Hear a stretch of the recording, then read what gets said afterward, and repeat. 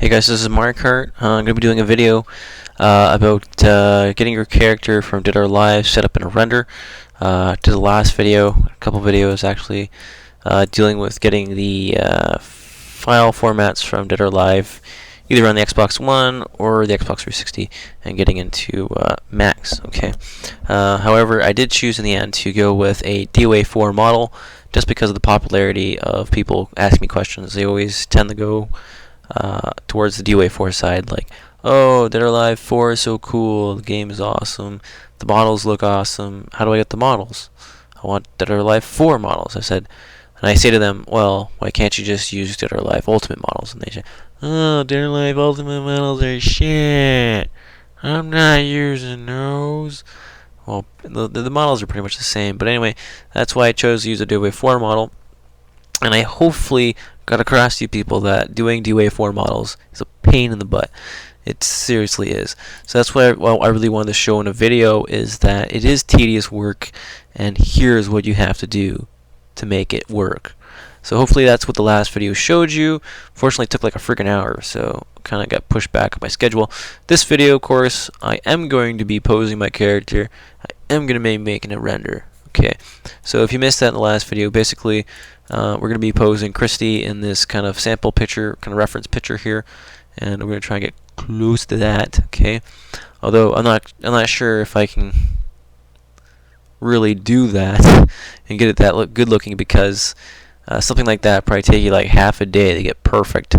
Model that in and get your materials all maybe I'll just stick Christy there with a light bulb. Yeah. Otherwise, this video is going to go too long. Anyway, I'm just going to give some quick history here. I did not go to school for any of this, okay? So, if you think you're getting some kind of professional view on setting up Max or whatever, you're not. This is just me poking around my fun time. This is just a hobby, making renders, okay? Back then, there was two cool things when the Xbox One was modded. It was modding Dead or Alive 3, and these guys making these 3D renders, these fan renders. Okay, so that's something I wanted to get into at the time. So that was what I was doing. I was doing texture renders on Dead or Alive Ultimate, and then I got into 3D. Okay, and as you can see, this is where I got with my 3D. Okay. I don't do too much modeling. I really don't do any more rendering. This pretty much stopped in about 2005, 2006. So I stopped doing rendering, but I still want to share my knowledge because I had a lot of fun doing it. Okay, so these videos are just showing or sharing what I do know. Although this isn't exactly the proper thing you should know. If you want to venture into this professionally or whatnot, you should probably take a course for it. Although I have not taken any training at all. So just to give you a heads up before you continue watching this video thinking that I'm some kind of pro, I'm not. Okay, but anyway, we're going to try to be pros. We noobs are going to be pros. So yeah, what we're going to do is we're going to take the last model I worked on in the last video, which was Christy. Okay. Okay, quickly to recap here, this is the Dead or Alive Extreme 2 model. Okay, a program called Gnosis made by Rich. His program is amazing. It works on a lot of current generation not programs, but video games. One being Extreme 2. It gives us fully textured models as well. It gives us fully rigged models. Yes, they can move. Okay, and the thing about Dead or Alive is that they have the head models separate from the body models. So for Dead or Alive 4, we already know it's a pain to get models from it. We don't want to do extra work at all, like reassembling the head, reassembling the body. So just a trick, you take the body from Extreme 2, it's already rigged, the head's already there, you bring it in, and all you do is you fuse together the costume from Dead or Alive 4. It saves you some time. As well, you can now transfer the rig to your costume. So we can keep the bones, we can keep the skin weights, and bam, we can just pop it onto the costume. So that's something that we want to get to. As well, I want to replace the skeleton. Okay, this is just the skeleton we imported from Gnosis. Okay, from Gnosis I exported to PSK actually, and I imported with the PSK importer. But besides that, this is what it gave me. It gave me the nude mesh. Okay, I imported the head separately. Okay, and then what I had was bones. Okay, so these are the bones. I don't want the bones. Okay, actually I love doing bones, but just for the purpose of this tutorial, I'm going to say use a biped, just because I notice when I'm talking to people, like I love doing stuff like this. So like when I talk to someone who's like into it, I like try to like share my stuff with them.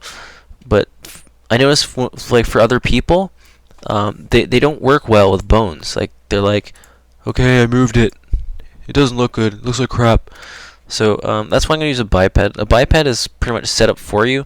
It has restrictions. So say your finger moves like kind of down, kind of curves into your palm. Well, it won't bend all the way backwards. It has restrictions on movement, so you can't screw it up, pretty much. So a biped, you're less likely to screw up the pose. And also with a biped too, you can use animation. Ow, sorry. Like you can like get some motion capture files and import them, and your character will move around. So that's pretty cool. I really don't mess around with animation. I never really have, but yeah, that'd be cool to do in this video. Just to use a biped, and you can just like load in and out animations. So yeah, and if you want to get into it, you can just expand on that. That'd be pretty sweet. So yeah. Anyway, first matter to deal with is replacing the skeleton. Okay. Fairly easy. We're just going to create a biped over top of it. Okay. Oops. So this is the front view. Okay. If you go under creation or create, sorry, and go under to systems, you're going to want to go to biped. Okay. You get a lot of junk there, but you can just ignore that, and you're going to create. You're going to start the biped near the feet. So once you left click, sorry, you can drag. And your biped will scale accordingly. So as soon as you get the biped somewhat to the relative height of your skeleton, you can release, and now your biped will be created. Okay. Now that your biped is created, you kind of want to move it into the position of your bone system, or your bones, of course. But before you do that, you have to enter figure mode. Figure mode is like edit mode. It allows you to edit the structure of the biped. Okay, so to do that, you're going to go to motion, so the motion tab, and you'll notice you have all these biped related options. So this little character guy here, this is figure mode. So now you are able to move and edit your biped. Okay, so one of the things I'm going to do right off the bat here is go into the transform. Okay, move transform. I'm just going to change the X position to 0. Okay. Now my biped is centered on the x-axis, and he's a little more symmetrical with my existing skeleton. Okay, so first thing, I usually start from the pelvis out. So we go, and we're just gonna create these leg thingies. Okay, you may wanna triple oops. I don't even know. This doesn't even really seem that symmetrical to me. Anyway, you just want to generally move the center of each one of these little ball things, these ball joints, into the center of the old existing skeleton. So that way you kind of retain the game rig from the game, actually, and then you get it kind of more true to how it was in the game. So that's what I want to trying to achieve here. Okay. Again, I usually don't use bipeds, and I find them a lot of hassle to deal with because they're hard to maneuver with and all this other stuff. So forgive me if I'm doing this wrong. However, I think this is pretty much the only way you can do it. Okay, so that's all set up. I'm just going quick about this because I don't want to take too much time. However, keep in mind, you do want to have a very detailed skeletal system. So you want to have full fingers, possibly full toes, and a lot of spines and stuff like that. Okay, but just for this tutorial, we're just trying to get things moving. little quicker here. Okay. And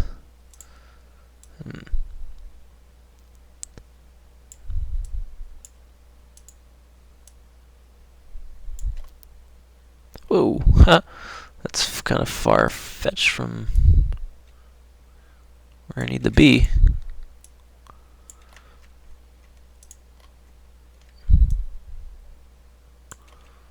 I wonder why it's like that.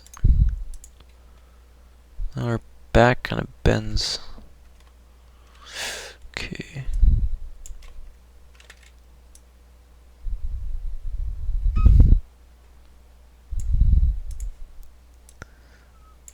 So yeah, your first rig probably is going to be crap. I'm going to be honest with you, but after you practice it and redo it a few times, I'm sure you're going to get it perfect.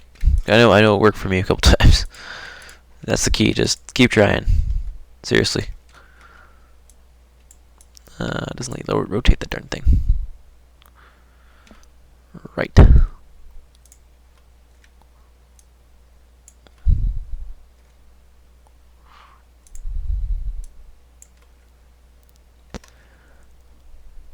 That seriously looks wrong. Yeah, whatever. Okay, when you want to rotate two things simultaneously, just make sure you're in local mode or local positioning mode or whatever you want to call it, and then you can highlight your two things. You can also use the mirror thing here. This will select both, or if you select one, you can hit this other one and it selects the other side. Okay, so just get used to hitting these buttons actually, because they're actually pretty handy. And other than that, this has got to go in like to the middle there.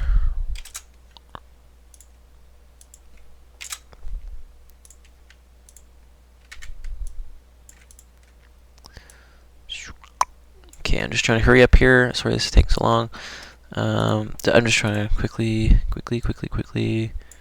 get this to where I want it. Alright, that's good enough. That's good enough. Okay.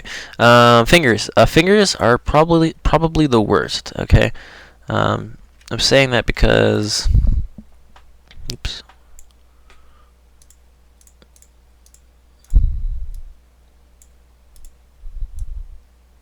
Yeah. Okay. I'm saying that because usually the fingers are like always different on every different model or every other model. The fingers are always different. So. Oops. Sorry. If you go into structure. You can actually add the fingers in there, so instead of having one finger, you can add all 5 fingers and then put all the links there. Okay, for the toes, we don't really have any toes on the DOA 4 model, so you might want to just remove the toes, or maybe just keep it to 1. Okay, and then you can just have one foot bone there. Okay. Okay. Other than that, I think we're done. So there's the fingers. Like I was saying, the fingers are a real pain.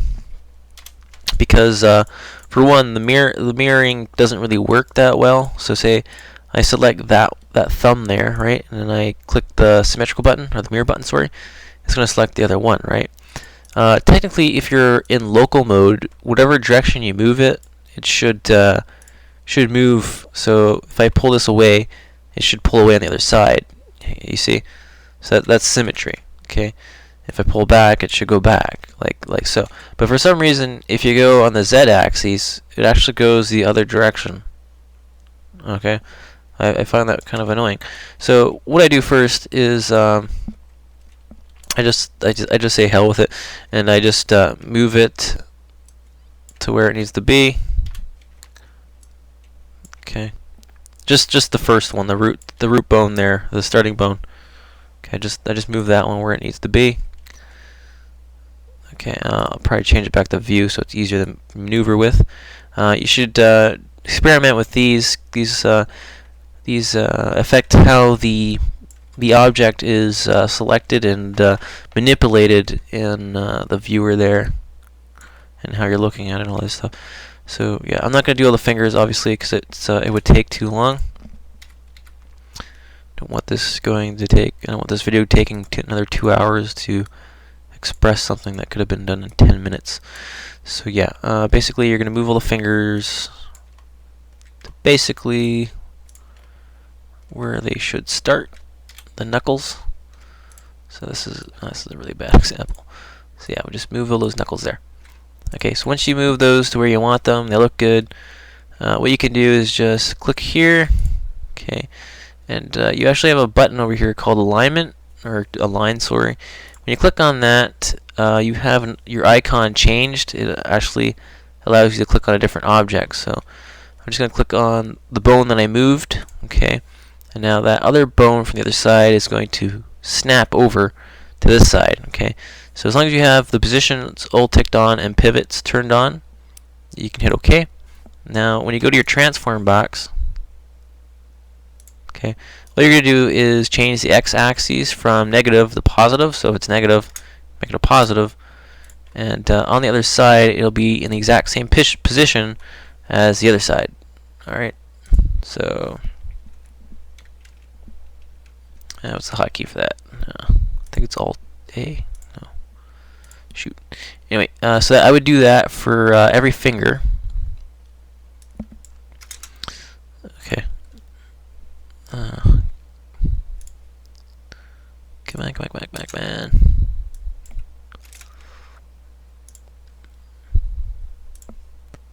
And this would help me preserve my symmetry. Okay. Although I'll just say now that the symmetry on a biped is pretty much it's not really important at all. It's more important if you're using just bones, plain bones, because the skeletal system doesn't really know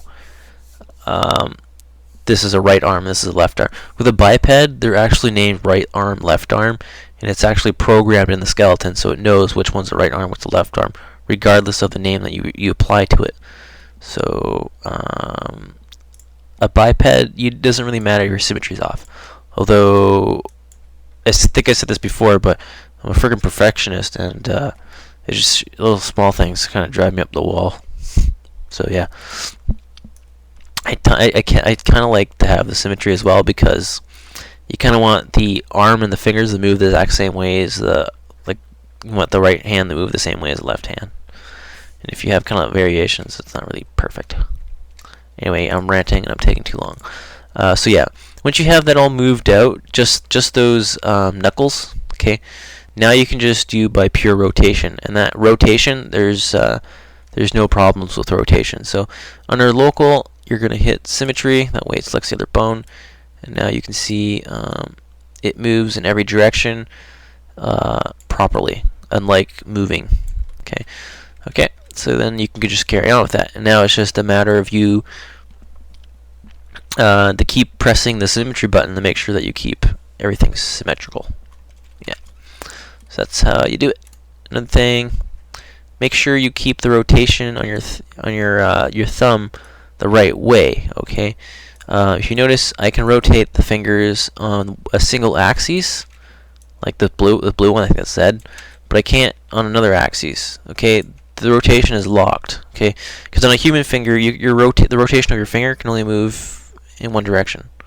Okay, so that's what I was saying earlier when this video began. The biped is good for beginners because you can't mangle the body structure. Okay, you can't make your head go backwards or something stupid because it's locked in.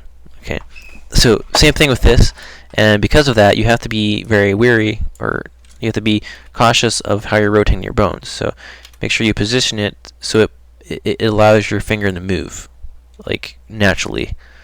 So you want to keep that in mind. Okay, that you're rotating things properly. So take care to rotate this properly.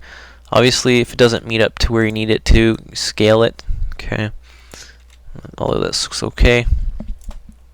And just highlight the next one up, hit symmetry, and you just continue aligning up. Okay, if it's off by a bit, go back to your root. Symmetry, line up a bit better. Okay, go to the tip, symmetry, fix your tip. Okay, so that's the thumb, and you would repeat that process for this finger, this finger, this finger, and this finger. And if done right, it should have been mirrored, except that's not right. It should be like that. Gonna go crazy. Okay, anyway, so once you get the fingers done, again, it doesn't have to be perfect, but try to keep things symmetrical so you don't have like a finger up here and a finger over there on the other side of the finger of the hand or something. But anyway, poof. Okay, so yeah, once you get that all sorted, I'm not going to finish it because it's going to take too long. But yeah, I got the basic structure already. Now we're ready to transfer over the skin weights.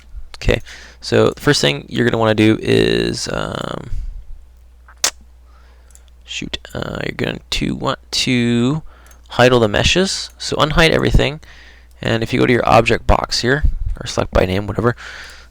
This is also in 3ds Max 9 and up, but they redesigned it a bit. I think your filters are on top instead of on the side. It's the same thing. So if I hit none, everything disappears. If you want to only see geometry, just turn on geometry. So we're going to turn on geometry, select all, and we're going to hide the geometry. So we have our bones. Okay. Now I'm going to invert that. So these are the bones. Everything else that says BIP on it is the biped. So I'm going to select all the bones, and while they're selected, I'm just going to shift them over by about 200. Make sure that you're in view mode instead of local mode, or whatever mode. Anyway, so now I've shifted the bones over here, and if you've guessed, all we're going to do is select a bone here, copy the name, bring it over here, and paste it. So what we're doing is we're renaming the bones. So that's pretty simple. We may have additional bones. That's okay. You can just name it to the closest bone. Oh, and for the foot, you're going to have an extra bone because for some reason the Extreme 2 model has 2 feet. Okay. Just select one bone. Doesn't really matter. Just pick one. Any one of them will do. Okay. And you're just going to do that for obviously everything. Okay. Okay.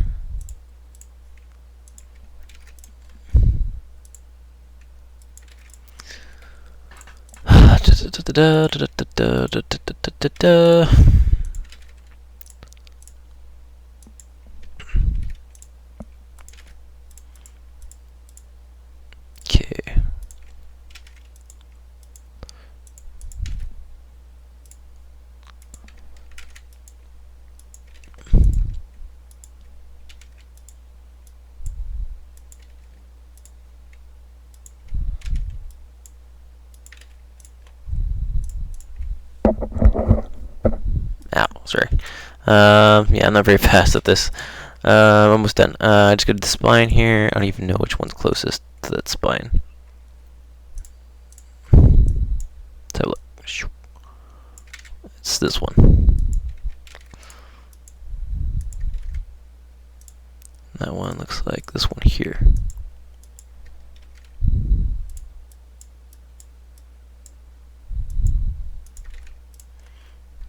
Alright. Neck and the head.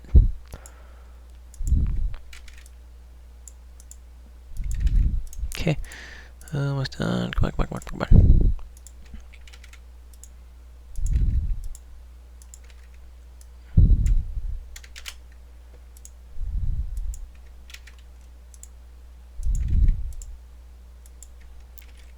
Yay! Like 3 more. Yes.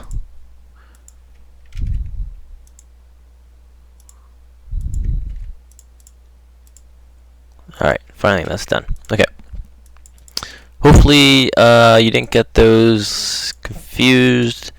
Be careful that you don't have duplicated names or you name the wrong bone the wrong thing. Anyway, once you're done, highlight everything and go to your selection again. And just double check that everything in that selection has the name BIP in it, which this one doesn't, and that one doesn't, and that one doesn't, that one, and that one. Okay. See, I forgot. Oh, that stuff's okay. That's not really important. That's the extra foot and the eyes. You don't really need those. Looks like I forgot the hand though. Swear I did the hand. Alright, so we'll just do the hand. Okay, I'm going to make sure the feet are the same. This is a long bone. This is a short bone. Whoops. Blah, blah, blah, blah. Okay, that's better now. So now what we do is now put the skeleton back to where it was. So I offset it by 200, right? So we're going to go negative 200. That's just going to move the skeleton back to where it was. And now when we unhide, when you select Christie's bare mesh there, you notice that in the skin modifier there, it now lists the biped names. Okay, so what we're going to do is we're going to go to Advanced, and we're going to go to Save. Okay, so just, oops, desktop is loading. Come on. Come on. Okay, desktop. So, okay, so we're just going to name this the vertex weights. Sure. So now we've now saved our weighting information. That's what this colored stuff is. We've actually saved it to an external file. Okay. So now we can actually just delete this, and we can now actually delete the other bones. So let's see.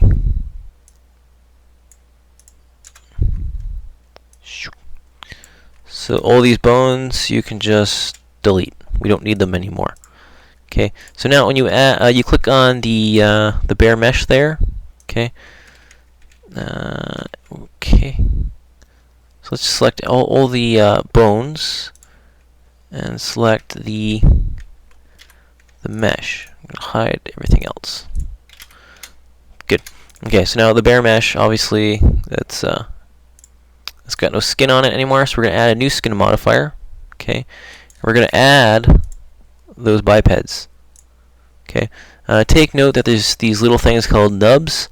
You can actually exclude those, so untick those. You don't want to highlight those. You don't want to import those because those are actually helpers. They don't have any relation to the skinning of your model, as well as the BIP01. That's just the root. Root helper. So everything else you can add in there. Okay. Now you can go to the bottom, and instead of saving, you're going to be loading. So hit load. You're going to load those vertex weights. Okay. So here's the loading box, whatever. On the left here are the bones you have now. On the right are the bones that you exported. Okay. So when you hit match by name, they should actually line up with your current bones. Okay, so we're just going to untick load endpoints and cross sections. We're going to hit OK. So now when you check skin, enter vertex mode. So now you can actually highlight stuff. You can see that the vertex weights have now carried over, but are now actually using the biped now instead of the skeleton. Okay. You can also enter the weight tool if you need to change anything. I know that when I imported this from Gnosis, the feet were actually a little bit messed up here. It only skin weights 1 foot, and I think the arm here is really messed up somehow. So yeah, that's something I have to go fix up. Better seen if I move the model. Okay, so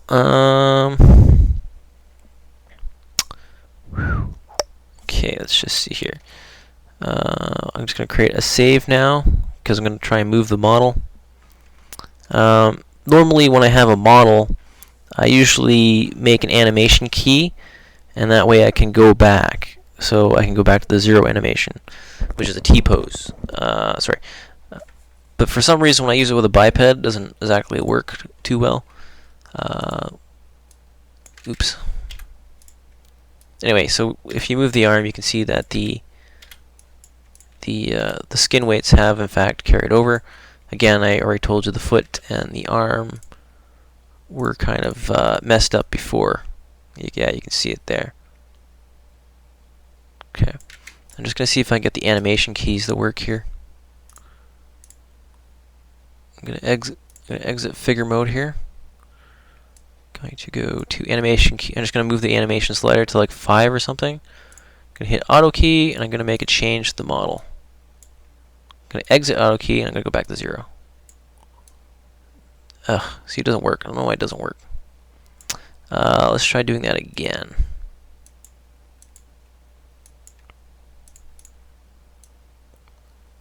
Yeah. Try to figure that one out. Okay. Anyway, since this isn't quite working the way I want it to, what you can do is don't save. Go back to where you were. Okay. Create a save now. Now move your model, but don't save. Maybe just create a second file. So make a copy just in case. Okay. So what we'll do is we'll do the save and load skin weights again, just to do it that way. Because the way I used to do it doesn't really seem to be working. Like for example, I would move an arm, but I would save it as an animation, and then the animation at 0 would move back. But anyway, that's not obviously working with a biped. One of the reasons why I don't like working with bipeds. But anyway, so yeah, I'm just going to be really doing this really quickly just to fix up the arm issue here. And then we will be transferring the weights to the D-Wave 4 model, which isn't rigged.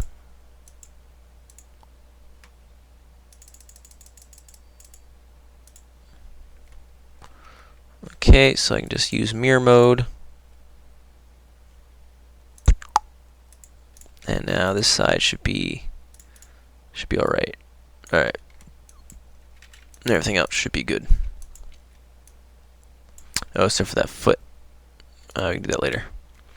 So yeah, we're just going to hit save, skin weights, vertex weights, whatever.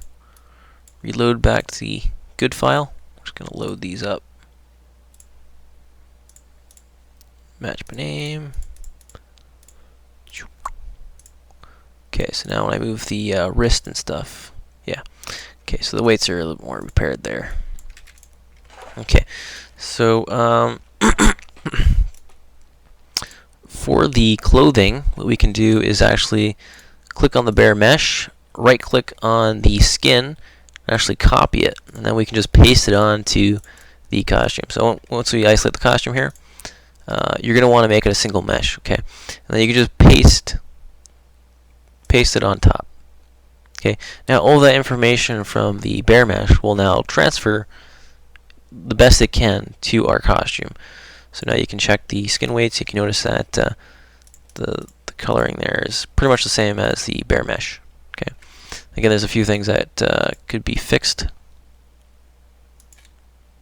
So I can edit the weight tool and vertice mode and just fix some stuff up there. Okay. Other than that, yeah, this thing is pretty much good to go. Usually the legs tend to stick together. Okay, so I'm just going to make another save here. So you're going to want to fix the legs. Another easy fix. Just drag it over, and you can see that the legs are actually kind of skewing over a little bit. It's relatively easy to fix. Just highlight the opposite side and press 0. Okay, so pick the other envelope of the bone and then just 0 out the other one. If that made any sense to you. Alright, so yeah, that's pretty much it.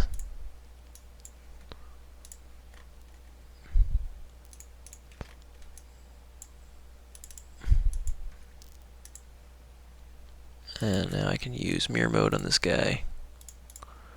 Alright, so I'm just going to be able to do that again. So save the weights, reload, and now we're just going to load those back in.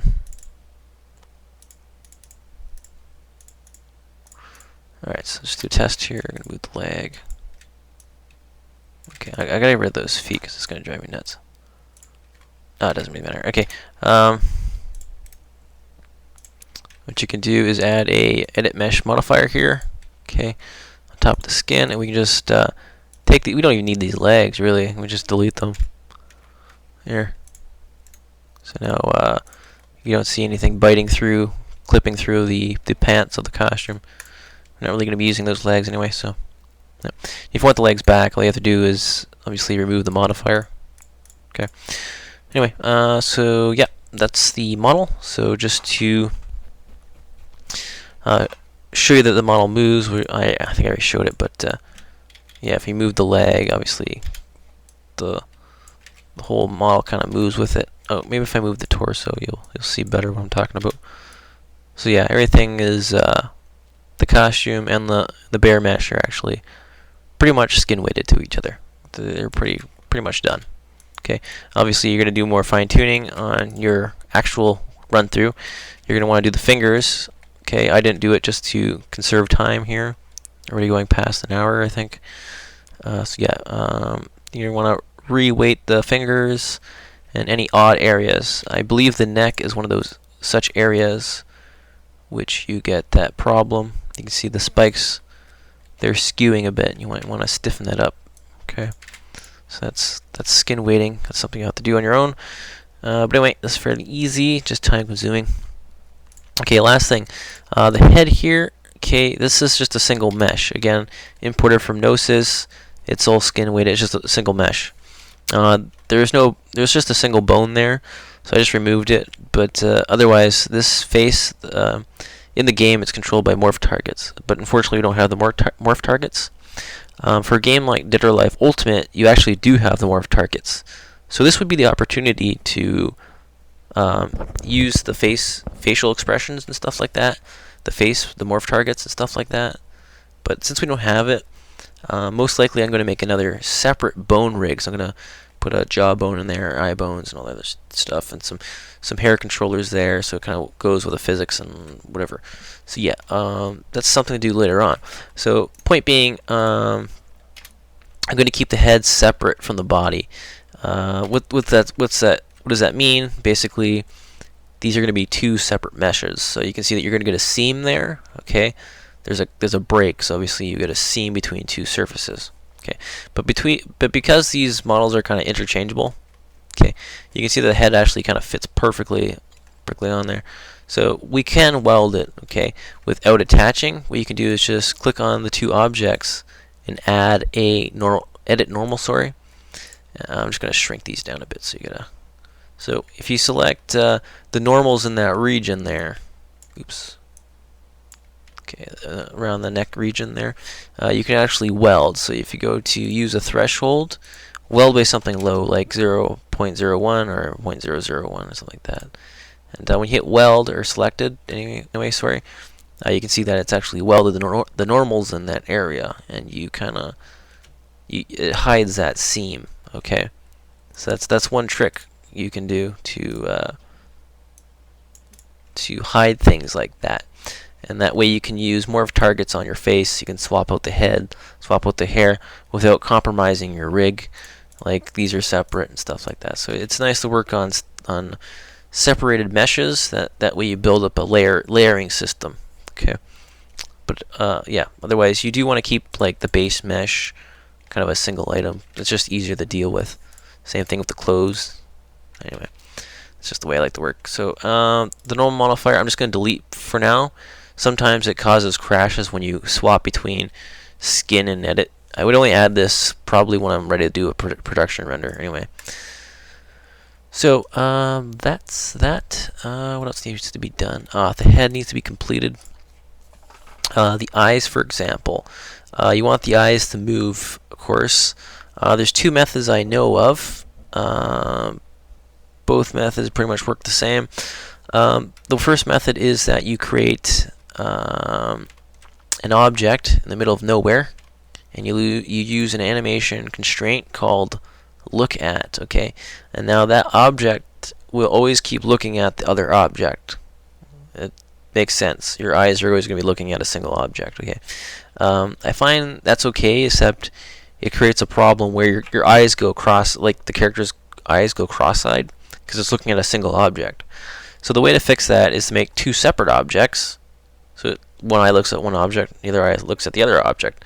As long as those objects are parallel, then your character can't go cross-eyed. But again, I don't know. I don't really like that method because your character can still go cross-eyed depending on how you rotate it. What I rather do is do a shoot, went blank for a second. What's it called? Orientation constraint. Okay, I'm just going to demonstrate on two bones here. just so you get a nice. Oops, that was not nice. So okay.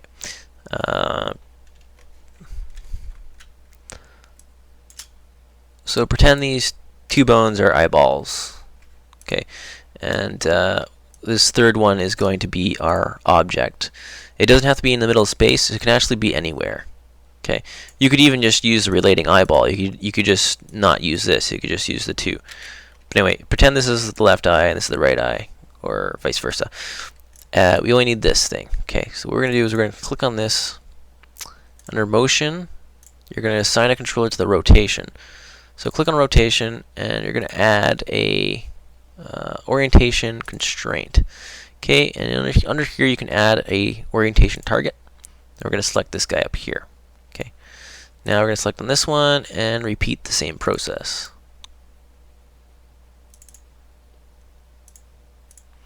Okay, so now when I select this object here, you notice that these other bones follow with it. Okay, so that's the method I like to use for the eyes. Okay, that way I can add a look at constraint on this one. I can still look at a single target like a camera or something, and these will follow the orientation of my single point. Okay, so that's the way I like to do my eyes anyway. So that's the way you could set up the eye controllers on the face. Although right now it would take kind of. Guess I could do it. Come on. It's eye number one. Oops. It's eye number one. Detach. What's that? The left eye. Oops. The oops.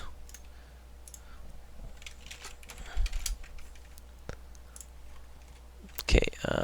Other than that, we're going to assign. We're going to link the head, actually, not assign. Link it to the head bone, as well as the lips that I created before. Okay, and these eyes as well.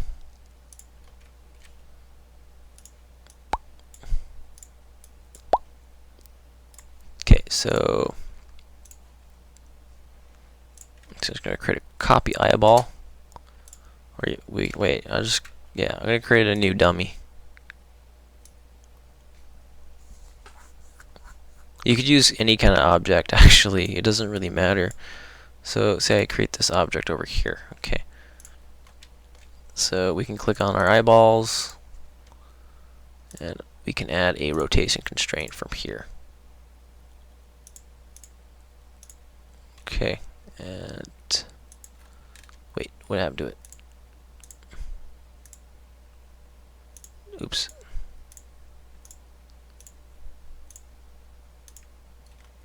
Yeah.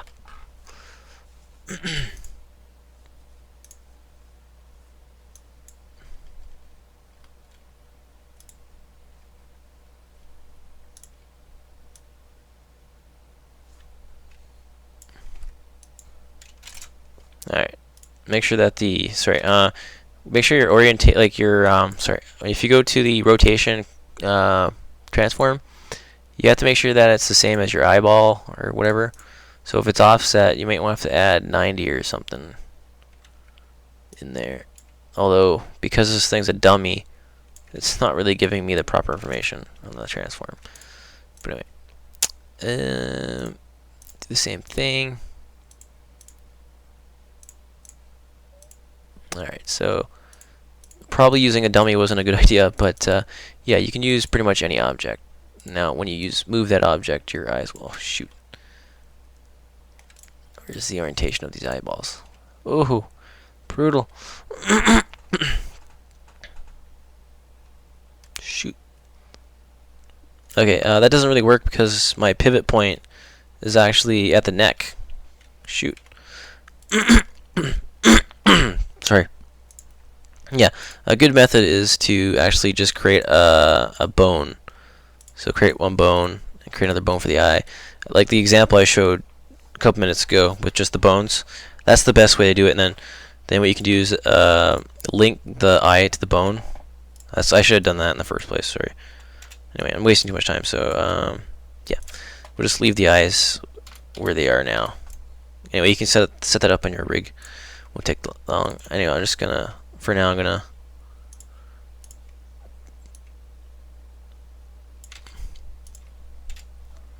assign the eyeballs to the head bone. Okay, so I'm just gonna test to see that everything is assigned. So if I'm gonna move the pelvis. Let's see, I'm out of figure mode. Okay, once I'm out of figure mode, I can move this thing.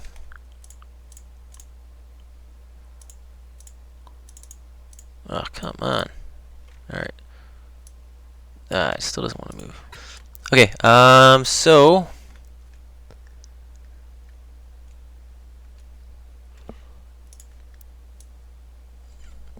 I don't know, it looks like everything's moving right. It doesn't really move the way I want it to, actually.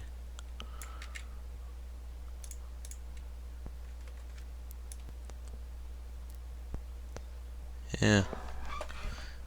Because I added those extra bones in. Anyway, all you have to do to kind of fix that is to kind of re-weight the mesh. So you would have to add that bone in. Anyway, something to work on for yourselves. Anyway, so yeah, the model's pretty much good, and we're good to pose it and set up a scene. Okay. Before I start that though, I want to show you why we use the biped. So I'm just gonna create a save now. Make a backup if you want to. So yeah, once you have your biped there, you can just highlight. You can click on it. Sorry, and under here you have a tab called motion capture. So under motion capture, you can actually load a motion capture file. So I downloaded some the other day. They're actually kind of hard to find, actually. Anyway, so here's some mocap stuff. There's a lot of stuff in here. So yeah, I'm going to be using the BIP file. There are other files like the BioVision and stuff like that. But I think these are kind of like third-party programs. It seems to work better with the BIP files. Okay, so I'm just going to be using one of the BIP files. So just grab something like exercise. Okay, so it just loaded up a bunch of animation keys there. Okay, so you can see now she's now in a different pose there. I get some skinning problems there.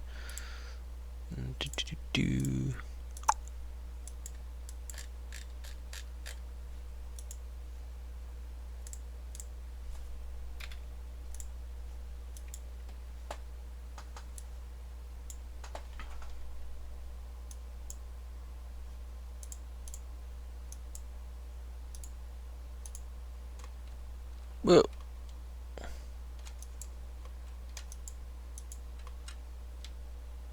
Whoa, that's glitchy.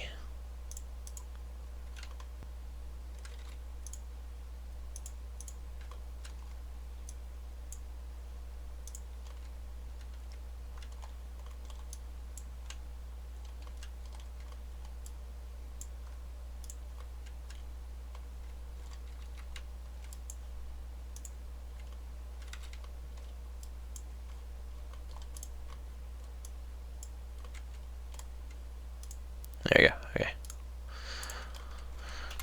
Okay. So yeah, there's the animation, and you can play it, whatever. Okay. If her bones look kind of awkward, and any kind of like her shoulders kind of look a little bit low, what you can do is highlight the biped there, and under motion, just edit the biped. Okay, I'm just going to move the shoulders up and see if that helps a bit.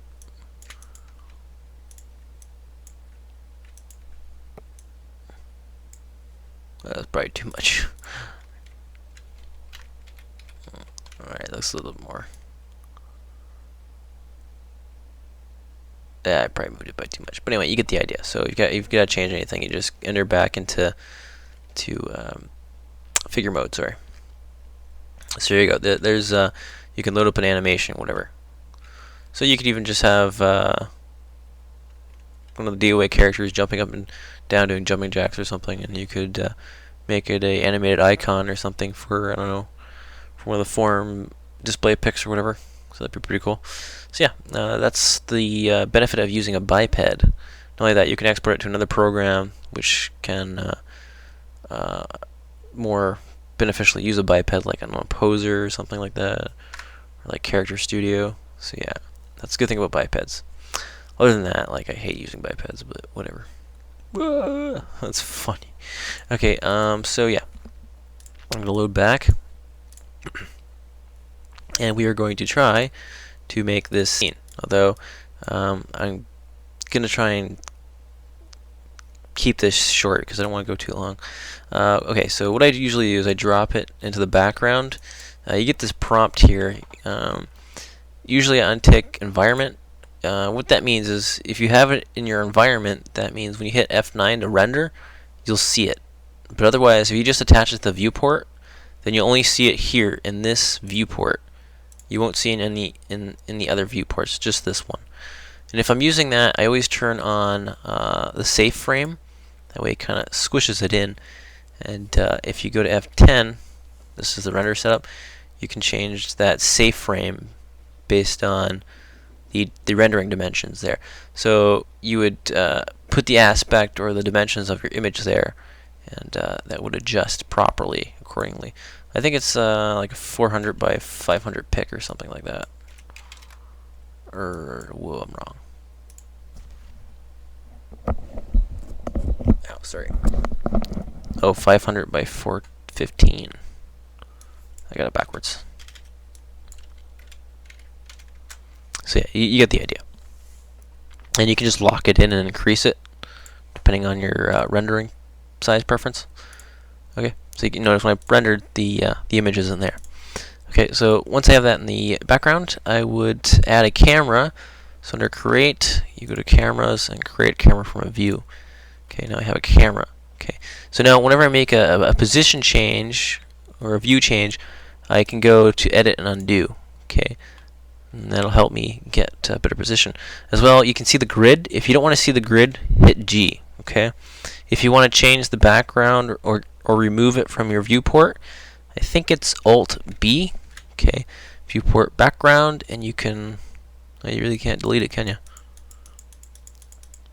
Files, devices. Huh? Can't delete it. Oh, display background. Yes, there you go. Okay, so that's that. And then from there, it's just pretty much setting your pose. So from one of the viewports, I would go into perspective mode. Sorry. And I would try to get my model into the relative position of my reference image.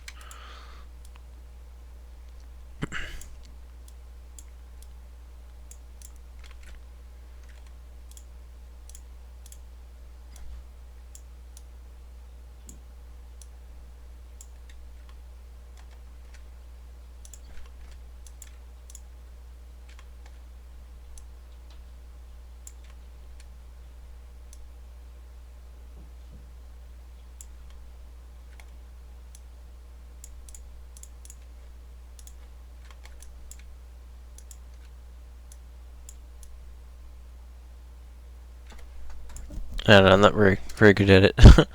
And then yeah, hopefully you would have some sort of facial expressions for Christy and probably do some stuff like that. How I would set up my face is pretty really simple. Before doing any animations or anything like that, I would while you're doing your setup, I would at least add a jawbone. Add an eye bone, a lip bone, a nose bone, and a lip bone. And you would add some for the cheeks, stuff like that. And that way you can adjust the face. You probably want to make another bone for the tongue and teeth. Okay, so the facial rigging is a little more complex, and that's something for another video. One thing you can do is actually set up morph targets on the face. Although that probably is something a little more drawn out. So anyway, let's just carry on. So say this is the image we're going to be going with. You can adjust the perspective there. You can see things closer to the lens become bigger. And you get something close to like that. I know the fingers look like crap because I didn't rig them. Whatever. Okay, and hit F9. Okay, you notice that the biped is actually rendering for some reason. That's easy. That's an easy fix. Just go to your pick list there, and you're gonna highlight all the bones. Okay, select them all. Then right-click and go to Properties. Okay, you're gonna turn this off, or vice versa, or whatever. Just make sure it's not on, and then hit OK. Now, when you hit F9 to render, those should be gone. Okay, so yeah, that's that. Okay. Now, light setup. Okay, lighting is the most important thing. Okay, so I said that this probably had 3 points of lighting. So we got one under here. Got one over here. This one's kind of like over here. This one's kind of like over top. Okay. Now it's important to use shadows. Shadows is the next important thing. Let's get that a render. Yeah, so you get the idea. Except that's probably a really low sample rate. Where's the sample rate? We'll just use this one. Area shadow. Okay. That's probably worse. Anyway, you can see that with the shadowing, you get more depth in your model. Okay, and I use V-Ray, but I haven't used V-Ray in so long. I forget how to set it up. But for sure, what you want to turn on is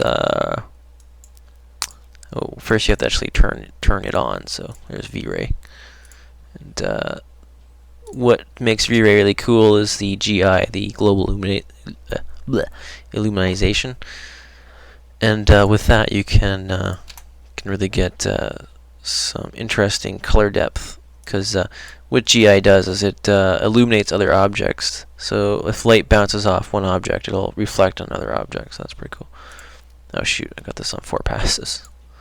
So yeah, once you just experiment with that and maybe find some information on Google about different rendering settings, because rendering is just a whole different ball game.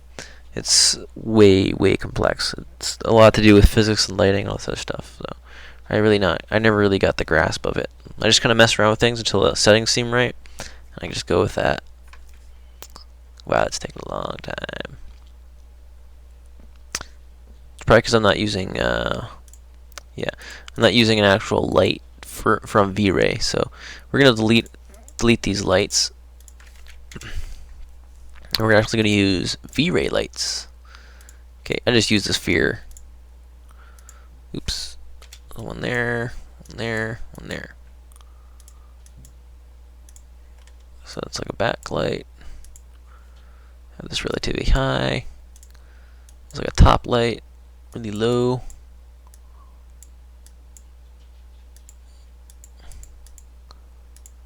Get a good spread. And this little guy here, feel a little low. Okay. So hopefully it renders a bit faster. Yeah. Dun, dun, dun, dun, dun, dun. Come on, come on, come on.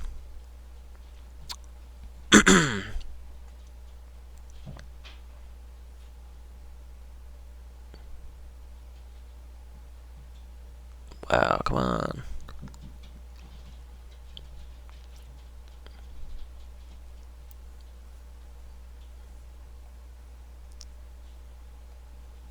Wow, 4th pass. That's great. So yeah, there's lots of different rendering engines out there besides V-Ray. There's like Brazil or something. Brazil, Maxwell. Was it Mantle Ray or Mental Ray? Mantle Ray, I think. And the new scan line for the 3ds Max 2011 or 2012 or something, that one's pretty good too. I've seen it in action. It's pretty impressive. Again, I'm using 3ds Max from 2006. So yeah, this is with GI enabled. you can see that, well, also I'm using different lights as well, but you get a lot more smoother, more warmer colors. Yeah, so I like using V-Ray over the other standard renderers. So yeah, that does make all the difference, really. Now it's just a matter of setting up your background. Okay, as long as you get the background all set up, you get like some nice cool smoke effects in there, and of course get some reflection working. Get some reflection on that, and whatever. Fix up your model, hide some of the pinches and stuff like that. It's gonna look really good. Have the light a little adjusted there. It's a little bright. And that's how you build up your render. Another trick I use when I do a render is I add a HSDS. Okay, click on that, highlight the areas you want to increase.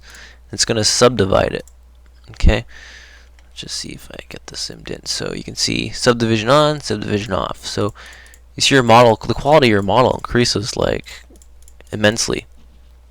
Okay, so I use that on my renders, and let's see if I can render just on that box there. Actually, I'm gonna use one of my old rendering profiles. Yeah, when your rendering setting is proper, just save it, and then you don't have to keep fiddling around. These ones are old. These are like back from 2005. So I'm just gonna change the environment so it's not blue.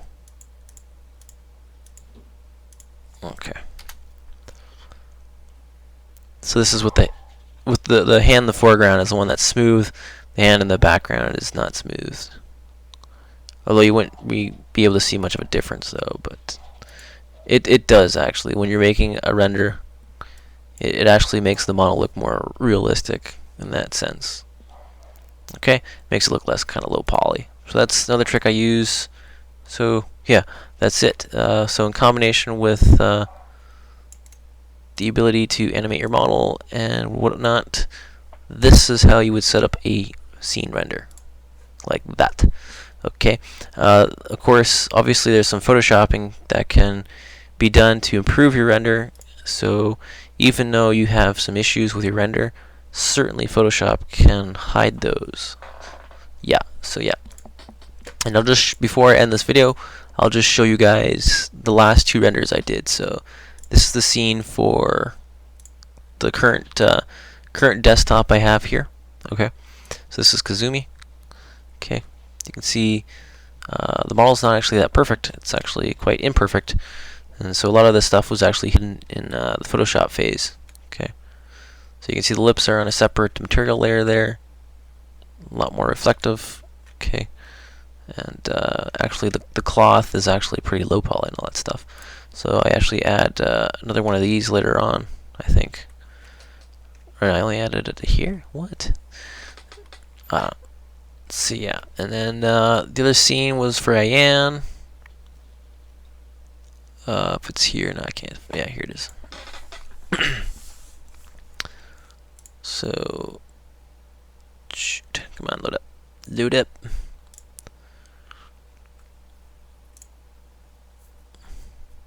Oops. Oh, it crashed. Nope. Yay, it didn't crash. So yeah, this is the Ayan one. Okay. So if the max file opens, show it to you. Okay. So here's the max one. Instead of using Photoshop, I actually added in the oh shoot. I added in the black foreground there. Okay. The lockers and everything are modeled in, and the water droplets were also watered in. Instead of using a physics engine, I just kind of modeled them in. So, yeah, and then everything else was just that. The bikini actually uses two different layers. Okay, that's how I achieve the rim light, and actually this has a bump map on it like everything else. I use the normal diffuse, normal map, spec map, and then this one, it's just on its own. You can see it's just a rim, it's just got a rim light on it with some spec in the middle that look like water drops. To give something rim light, to do that, all you do is you go to reflection and you add a fall off. Okay, and in that fall off, you're going to add something like this. To create a new dot, you just click on add point. You can add a different point. Okay, and you can see in this material preview, you can see that's where it'll highlight. So I'm only highlighting on the edges. Okay, so that's how I create the rim light on the model. Okay, so if I just increase that, it'll become more prominent. Okay, I try not to overuse rim light, but at the same time, I really like using it. So that's that. Okay. Hopefully I didn't forget anything this time. Sorry, the video ran long again. Again, if you have any questions, surely let me know. I'm just going to re-stress again that not really pro at this, so forgive me if I got something wrong. And before I close this out, I'm going to show you guys this video really quickly. When I was doing renders and stuff, this is one of the videos that some of the older renderer, the people who did render of DOA, they were a big fan of this video, and I think to them this was kind of like the hope or dreams of modding DOA or whatever. It's really an interesting video here. It's done by a guy named Butterfly. I think in another video I showed, this guy is actually a Korean on a Korean forum named DOAX.net, and actually did a pretty good job. Most of the animations I see from fan art or fan work, it's usually a short animation, like 30 seconds long or something. In this one, you can see he's done the full feature, and not only that, he's done a lot of work on the physics and wind and all that other steam. He's done multiple scenes, multiple characters, multiple costumes. I find it really amazing. So not only was it inspirational to the fans of the past, and also to me, I just want to, hopefully it'll give an inspiration to you as well. It's an interesting thing, and see another fan-driven animation of the DOA series in the future. Anyway, thank you for watching. Hopefully you learned something, maybe not. Anyway, thank you for watching, and good luck.